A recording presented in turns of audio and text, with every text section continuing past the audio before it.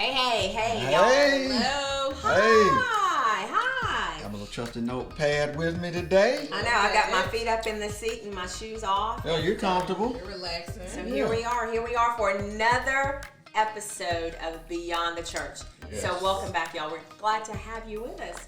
Kerry Clark, my wonderful, amazing. Say that, lay it thick, you know. Wonderful, some people, amazing. you know what's interesting though? I don't even need any of that. I just, so it's all good. I appreciate Words it. of affirmation is not Not your his language. No, Not no, his no. language. No. But I'm glad to be here. I'm glad, excited. We need This to is. talk about that. We Keep do. going. And then we've Oh. got Jessica Yes. Anderson, myself. Hello. So Yes. y'all, I'm Pam Clark. So today, let's get this party started. Let's get it started. As my iPad has locked up on me. Okay. So today, y'all, we're going to talk about something very interesting. I think and probably has been something that's crossed people's mind. Is what's the role of pastors or church leaders? That is such a good question. What's the role? You know, growing up, it's always, you've always, for those of us that are been in the church, you've had a pastor and your spiritual person, right? Your spiritual leader. I know, right? I think our families, I think back to my family in particular. I can remember our childhood pastor going to my church. His name was Reverend Davis. Oh, And I Pastor can remember. Davis. Shout out. Yeah, he might not be with us. He might be in heaven now. So sometimes you have to be careful about that. You know, we go way back. So, why? Don't feel bad. People get to go. Our pastors should go to heaven. That's the place they want to go. So that's where we are. I'm sorry. That's just where we are. Sometimes we got to go to heaven. It's okay. You know why? Because you talk so much. I always tell you stop talking. Yeah, right? Shout out. You know? Anyway, that's where we are, So you know? yes, that is where we are. You know, sometimes we have to talk about stuff like that because it's helpful to let people know what's going on. Anyway. Yeah, so that was what I was Pastor saying. Davis. Yes. Reverend. Yes. We didn't call him pastor, we called him Reverend. You know, most of the pastors you call Reverend back in the day. Yeah, we called him Reverend. Yeah. And I can remember him, I can remember my mama cooking dinner on Sundays, and the Reverend would come over for dinner. You know, he was held in high esteem. I think anybody in that role in our growing up was held at high esteem. I want to talk about that a little bit too. Okay. Yeah. That's good. But, Yeah. I mean, that's my memory, right? I can remember Reverend Wright. Jessica, you just go with the stories here. And growing up. But I can remember those folks because they meant a lot to our family as a pastor, as a reverend. So. Yeah. I'm not going to go there yet. What you think? I want to say we had that too. Yeah, we did have that. Yeah. That's what our family is known for, is supporting the church leaders. And we've done it very well and for many, many years, and it hadn't stopped today. So it's ongoing. No, it hasn't. It has not. It's still going. I didn't think Love about it, our but campus pastor. So. But yes, let's talk about this role of pastors and leaders. Pastor. Right. You know right. who you are. Yes. Yeah, I know, right? Shout out. Anyway, so this topic. So this is a serious topic though. But I think it should be. Yeah, and I think the thing I'm reflecting on now that we say that is, I'm gonna mess with Jessica just a little bit. Oh goodness. Let me give a caveat to this. I got to give a little caveat. Now, take this with a grain of salt, listeners and people. Now, I'm not one who just has one pastor. Oh, yeah. Okay? Everybody knows that. I have a number of pastors because they do a lot of things for me as far as teaching. They give me spiritual teaching, and we're going to get to that in a minute and why. But just keep that in the back of your mind. That being said, my sister is always on the look for me a new pastor. Don't say why. Yeah, can you tell the audience why? Why? No. Why? Okay, don't say Well, that. I will say this. Go ahead. You just like them a little older. I do like mine a little more seasoned. Yes, I try to give you a little around 50. Yeah, they gotta be around there. Yeah, and so. But the reason I bring that up is because she's on the search constantly for me new pastors because sometimes they shift or change, or you got to get new ones. You got to change. Change happens. This is the earth, by the way. It's constantly moving. Yeah. And when this role that Pam was talking about, of pastor, of this high esteem, changes on you, it can rock your world. Or, hang on, you say when they change on you, or maybe you change, right? Yeah, okay. And I mean, you is relative. Yes. You could You change, right? And is look for something. That's right. That's right. And so this topic is serious, but where we want to go with this is take this beyond the church. We got to think higher than what normal people think. Okay. You know what I'm saying? So we got to think apply that here, though. So we're talking about the role of a pastor. Let me say this. You need to find a pastor, or you should have a pastor who gives you the things that you've predetermined that you need from a pastor. But Give me an example. God will give you that, right? Like you said, the things that you predetermine that you need. Yeah. There's some things you need. One, you know, every pastor don't always teach from the Bible. That may be something you want. I'm not saying that's I'm not knocking. Of course, y'all know I'm pro-church, so I can find things in any place I go. So it doesn't matter. Some people don't just. Some people. Let me say it a different way. Some churches teach like they might go through an outline. They got 15 scriptures in the passage. Yeah. Some just gonna give you that one verse at the start, and the rest of it come with it. That's what I mean by you need to predetermine what you need and where you're going with that. Let me fix that. I'm not saying they don't preach from the Bible. I'm just saying they take that text and then let's go on. Now I do have me some preachers that do that. Now I got one pastor that do that. He's mighty in the land because that's what he do. But then you gotta have someone who breaks down like a teaching pastor. Like a teaching pastor. That gets into like we talked in one of our episodes about Bible study. It's just some things we just don't totally understand, and we need some help with that to get better understanding. So that's why this role is important. Now we've messed up this role a little bit too now. Okay. You know. Well, so we're now talking Pam she alluded to it earlier. I'm about to go there for just a second though. You said this role is important, and I agree. So, a lot of our churches today, we even attend a church where our pastor, our lead pastor, is not standing in front of us. He's not at our campus, but we have a campus pastor whom we do love dearly. But it's often been said, we've had it said to us before, well, how can you attend a church where you can't see your pastor doesn't know your name? But that could be somebody's that may be for them. They may want that. That's right. So absolutely. That's my point. And watch this. Let me hit that a little bit too, because guess what? I might not want my pastor to know my name. Exactly. That's the thing. Hey, you need to get that. That's what I mean by predetermined. I may not want my pastor calling me in the morning. Literally, I didn't even go there, but my pastor used to get called me 24/7. I've been redeemed. No, I was honored that my pastor would call me at any moment, at any time. But somebody may not want that. Yeah. But to your point, that is true. A lot of people will say, I don't know how you all do that. Yeah. I like for my pastor to shake my hand and talk to me and all this. I'm like, good for you. So it's what's important. Yeah. It's what's important to you. And that's what I mean by that. You need to determine what that looks like for you and embrace it. But let's flip the script just a little bit. Now, sometimes we put that in a unhealthy place. I'm definitely guilty of that. And what I mean by that is, she mentioned the term high esteem. Now, we should have high esteem for everyone. Let me just be clear. Yeah. I should esteem everyone. Sure. But we put our pastors sometime in a higher spot. And here's where I'm guilty, or have been guilty in the past, is that I put my pastor above God. When I think, to your point, when you do that or put anything above God, exactly, that's an issue. I remember, my pastor could tell me something. I wouldn't even listen to God. He was the. Yeah. No, that's real. Yeah. That is real, and I can remember when we started attending our church.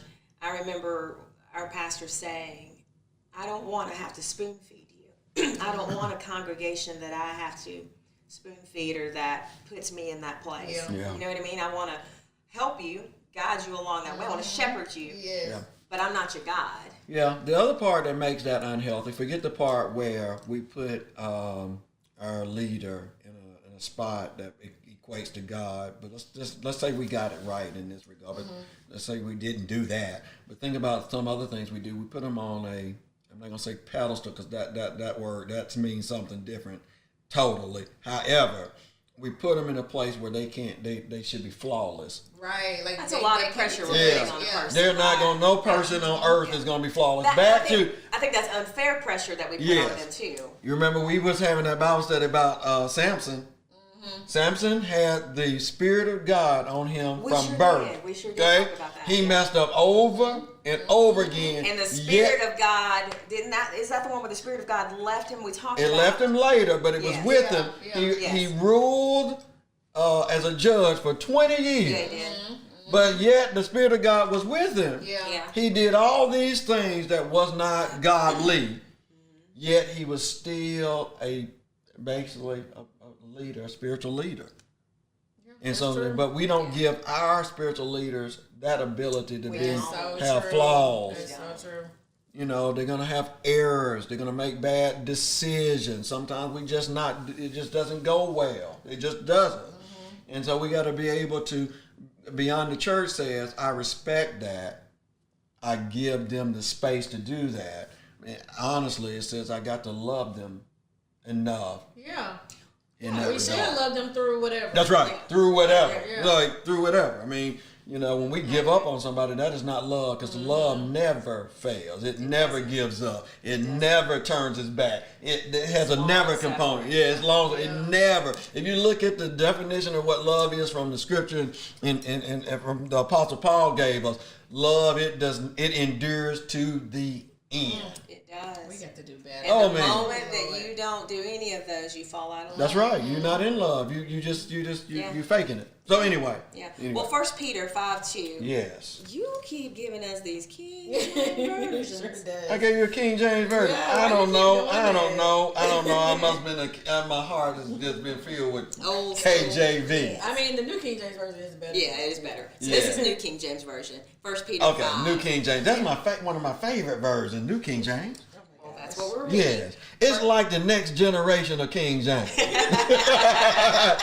Next gen. So it says, shepherd the flock of God which is among you. So, okay, here's my problem with this whole role of the pastor thing. Now, the definition of pastor is not explicitly spelled out in the Bible. Okay. Therein lies some challenges. We're giving a definition to something that even the Bible didn't give us that definition.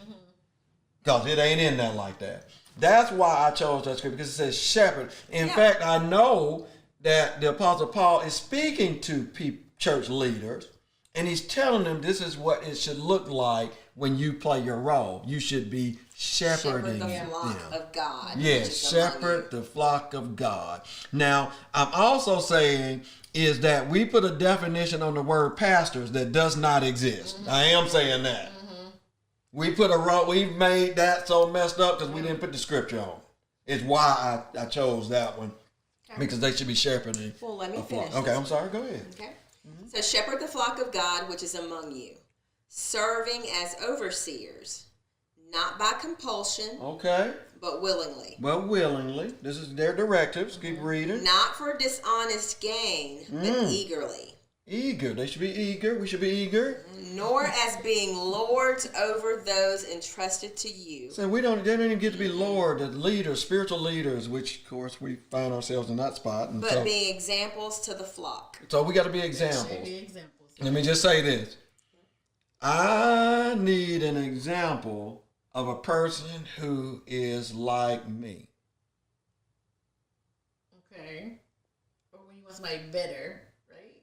Think about what I just said now. What do you mean? Here's what I mean.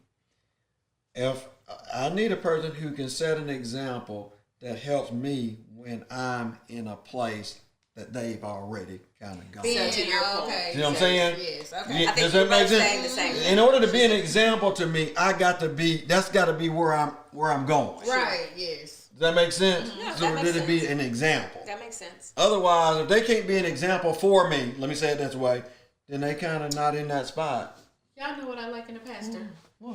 Let's just talk about it. I Why y'all gotta bow your head like that? bow our heads, close our eyes, right? I like a pastor who can tell me that they've been through something. That's an example. Yes, that's where I was going with that. I love that. Now, we're not saying the same thing. Let me just be clear. We're not saying the same thing. Yes, we are. What you saying? I'm waiting. Yeah. You know what I'm saying? That he done been through, he or she, whatever, been through some things. Like they had a past before. Right. How they overcame it. Tell your congregation that. That's amazing. So, like, for example, like when I think about our Bible study that we did episode, like you would like a pastor who can say to the congregation, you know what, I've been there. Yes. 15 years ago, I didn't read mine that's what you consistently. mean. Right. No, that ain't what I'm saying. I'm saying I want that pastor who can show me, oh, you got a new Greek Bible that you read? Oh, let me see that. Oh, that's how you do it? Oh, let me give you an example. Let me give you an example. You remember that candle y'all got me? I have a prayer candle because our pastor said he had a prayer candle. A manly prayer. He went into a manly. Now and God. That is so true. This prayer candle. Our founding pastor I said, remember he talked about it. And I didn't know you went and got a candle. I got several. I don't want to run out of my candles.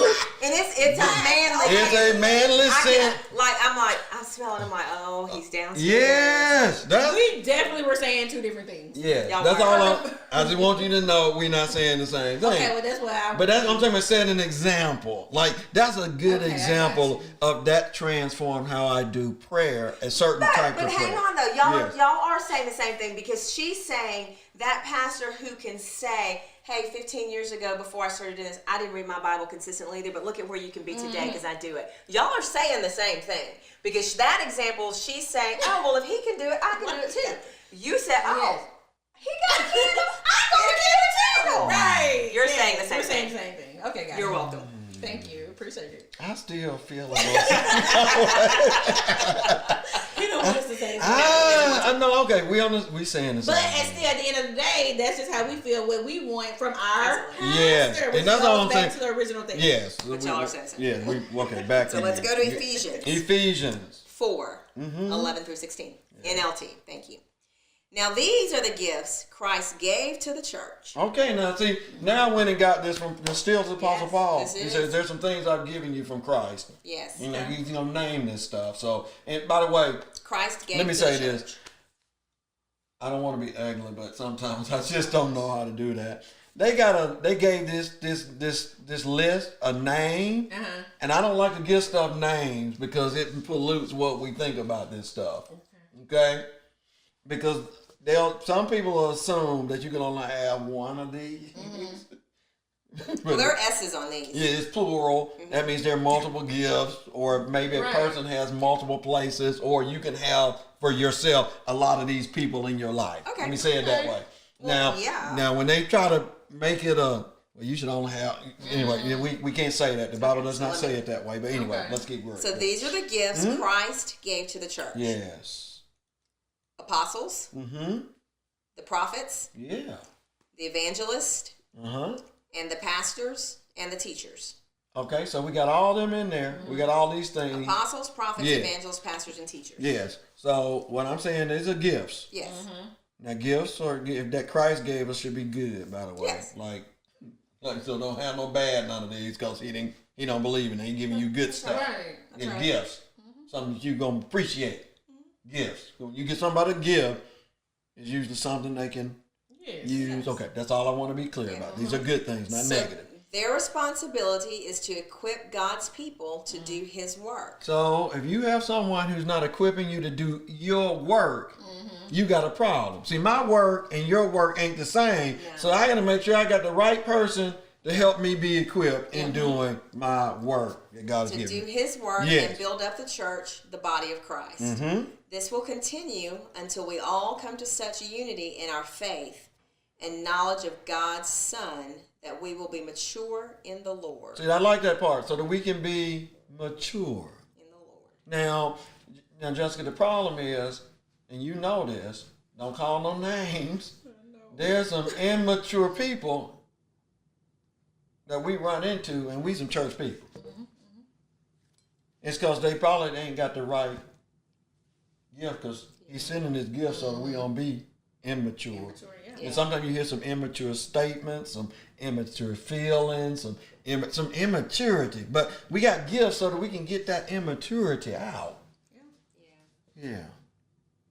So, let me start back. This will continue until we all come to such unity in our faith and acknowledge of God's Son that we will be mature in the Lord, measuring up to the full and complete standard of Christ. Oh, now that's a standard. Mm-hmm. Christ gives us a standard. Yeah. Yep. Yes, that's what beyond the church means. We're going to live up to a better standard. Mm-hmm. Yeah. Even when it comes to this role of pastors, we got to look at it differently. We got to get out of that old mindset that it should be this way because we saw it this way in our old church, and maybe it wasn't supposed to be that way. Yeah. Maybe, well, let me say it a different way. Maybe it can be better. That's true. Just building on. Yes. Yeah. Yes. Then we will no longer be immature like children.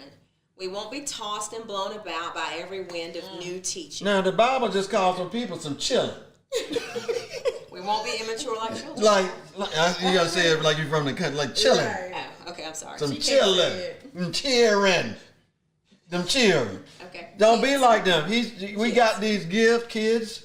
We got these gifts that help us to not be tossed and turned or act like children. Now, by every wind of new teaching. By every wind of new teaching. You should be secure in your teaching. Yeah. That's why that's why I like these gifts. We will not be influenced when people try to trick us with lies. So you won't even be tricked. They sound like the truth. Also, some people, if you ain't careful, will tell you some stuff that lies that sound like the truth. But when you got the right gifts, what's wrong? I think keep on listening. If you got the right gifts, they training you so that you don't fall prey to that right there. Now, that's what we talking about. That's what I want about. Like, is that what you're saying? Instead, we will speak the truth in love, growing in every way more and more like Christ. More like Christ. Who is the head of His body, the church. He makes the whole body fit together perfectly. Yeah, whole body. As each part does its own special work, it helps the other parts grow so that the whole body is healthy and growing and full of love. See, full of love. Getting right there back to love. These gifts are there to get us in that spot. Now, I did that because sometimes we apply sometimes we apply a rule to a pastor based on some old teaching, some old knowledge, some old examples that we had, and the Bible doesn't say that's what they should be like. No. It says they should be equipping us, motivating us, helping us get to maturity. Good things. Yes, good thing. It's all getting us so we won't be like little children, whining and crying every time something happens. I gotta, children just whine and cry. Yeah. By the way, sometimes I shouldn't say this. Lord help me. Well, then probably don't. Say it. Say it. Say it. You got that devil over there. You got that angel over there. Just do it. Sometimes them children need a little spanking. Sometimes that's true. valid. That is true. Because they get out of hand. Yeah, that's true. By the way, time out ain't in the Bible. Well, I might be able to find it if I look. You probably could. I could probably find time out in there. I really could. I know I could. Discipline's in there, though. Discipline, that's what it is. That's what it's about. Discipline in there. And so we got pastors who will sharpen us, make sure we're disciplined. But what discipline doesn't mean spankings or beating. It means like when we're in elementary, we used to go to have bathroom breaks, and the first thing you have to do is line up at the door. That's the discipline. Yeah. You can't go to the bathroom till you line up at the door. Everybody line up at the door, and then you go down the hall, single file line, discipline. And sometimes that's what our pastors and teachers and leaders are there for. This is the way it should go. Yeah, that's true. You still got to walk in love. I know you tried to tell the truth, but you told it without a lot of love on it. Let me help you. Yeah. Tell that truth with some Speak love the on truth it. in love. Yeah, you did it with a little hate on you. You know, you threw a little hate and a little shade. You tried to turn it back on you. You tried to get some satisfaction out of it, and the goals had been, how can you help that person? How can you build that person? How can you equip that person? And you know, the thought has to be an unselfish thought in there, and that's why I like this new thought about pastors, because it can be hard to find a pastor or be okay with a pastor if you keep applying old definitions to the term. Yeah. So we got to get this new definition. Anyway, all right, I've said enough. I think that's Yeah. great. Yes. I think we do have to remember that pastors are a gift. They're gifts that Christ gave us or gave to the church, and what their responsibilities are. We try to put responsibilities on that was never meant to That's be. right. Okay. That's what I wanted to hit that. Yeah. This is the responsibility, but we try. This outlines the job description. This is the job description. Right. You know, let me tell you what we do. Well, he didn't come visit. She or he didn't come visit me. I'm mad at him. We do. He did so and so. She or he did so and so wedding. He won't do mine. And wedding ain't even in this list. It's not even here. No. We add this. We add these things, and so we're going beyond the church. We're going beyond.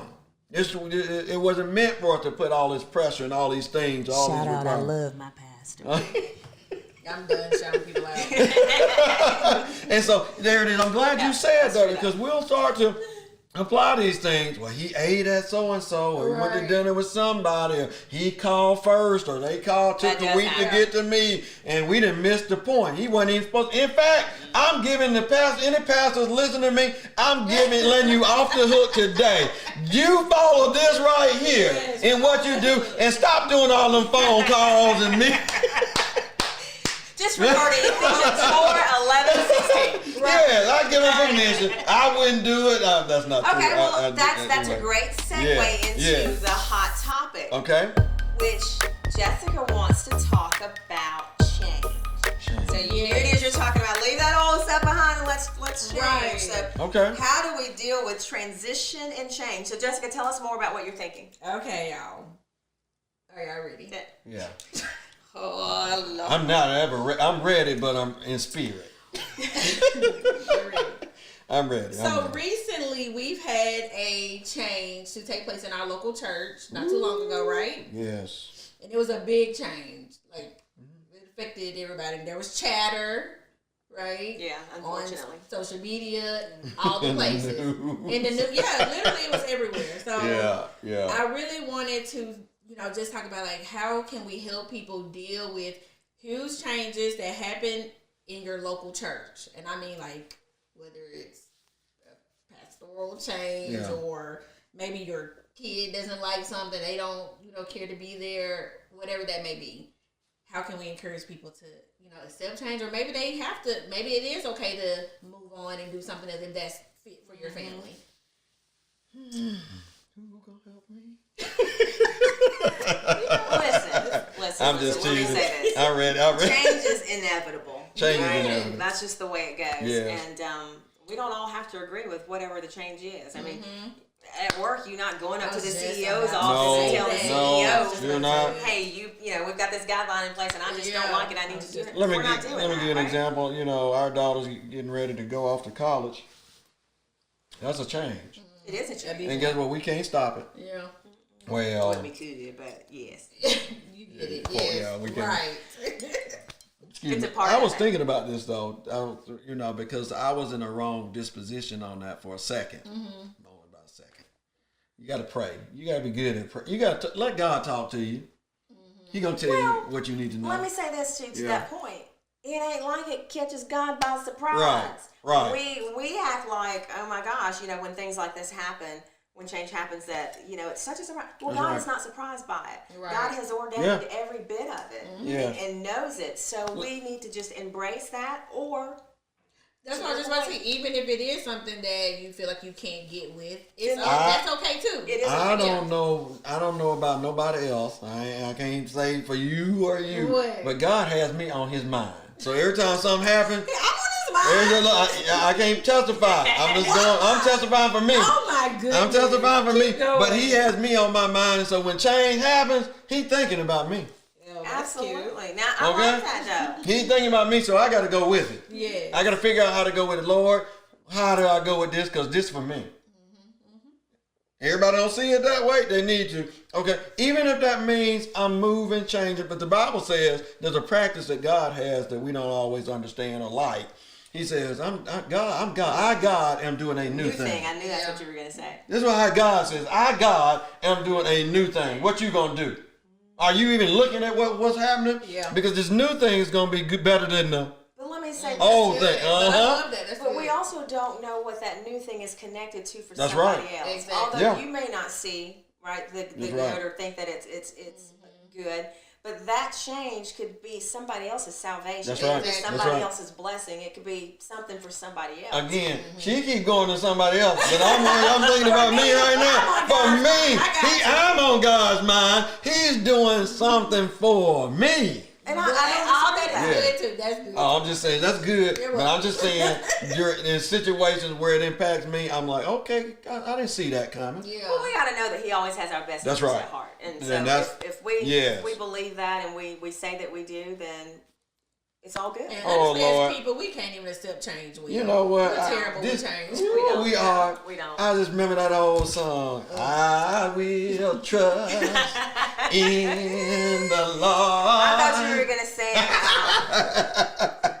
I know, right? a change is going to Sam Cooke. Ooh, A what change is- is going to come or something. Can we get off the Really? songs? Okay, we did the songs one time before. We Yeah. got an old I podcast know. on that. Anyway, Whatever. anyway, there we Change is go. good. Change is Anyway, good. but anyway, my point in all that is we got to look at it from a different perspective. We're beyond what I normal like your is. perspective, though. God does Yes. have us That was at good. heart. Yes, I mean, yes, we got to think about beyond the normal feeling. So everybody get upset, okay? Get beyond upset. Look, Yep. Right. what's on the other Let's side choose of something upset? else. Let's choose a different approach. I mean, let's be glad about it. Oh Right. man, this is awesome. well, now I And also let's think look you have for to remember awesome. this. Whoever God decides to use as the Yes. change agent, He loves them just like He Sure loves does. us. Sure does. So we have to remember, it's when you're in the middle of something, I get that it's hard to Yeah. think of that. But whoever He's using as the change agent, He picked them specifically for this time, Right. for this space, Right. to do whatever it is He needs them to do. Amen. And then at the end of the day, we got to trust God. That's right. That's right. Yeah. So does that help you, man? I Your hot loved topic? it. Good. Anytime. I'll be boy, I tell you. Anytime. Yes. Any closing, y'all? Any closing? My closing is, I love my campus pastor. Wow. I'm just teasing. No, I'm not just teasing. I mean, I do love my campus pastor, but I just had to do that. Yes. I just we like it. love our campus pastor for a lot of reasons. A lot of reasons.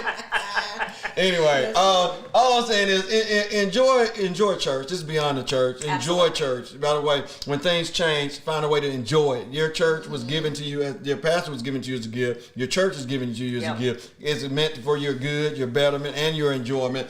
That's what I want to say. Stop not trying to find some ways not to enjoy it. Find ways to enjoy it. That's my last thought. So, No, love all that. that's right. Good. Yes. That's yours. I love all that. I love all that. That is great. Perfect. All right. Well, y'all, it's been great.